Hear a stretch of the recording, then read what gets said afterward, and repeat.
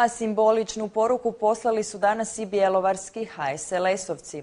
Rad gradske vlasti u Bjelovaru bila je tema konferencije za novinare bjelovarskog HSLS-a, stranke koja, podsjetimo, nakon prošlogodišnjih turbulencija više nema svog predstavnika u gradskom vijeću.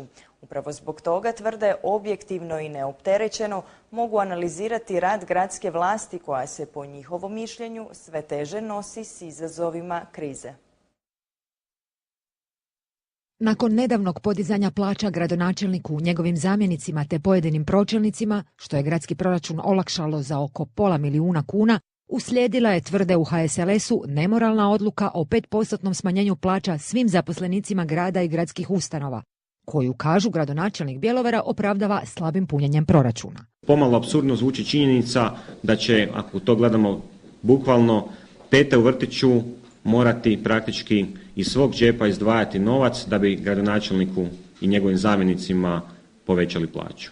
O svemu tome oporba šuti, ista ta oporba iz čijih su redova stigli glasovi za izglasavanje nerealno velikog proračuna za 2011. godinu, koji, ne čude se HSLS-ovci, već nakon 2 mjeseca mora u rebalans. Smatramo isto tako da ovakva situacija koja je, da je to plodno tlo za političku trgovinu ili, ne daj Bože, nešto gore.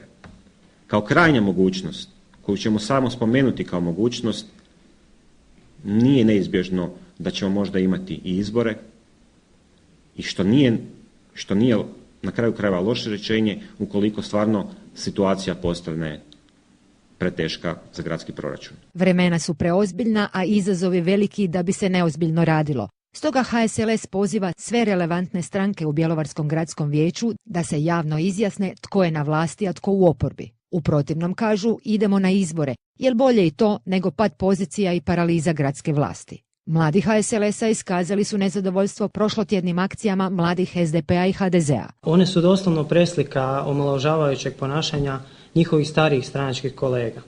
Svode se jednostavno samo na vrijeđanje.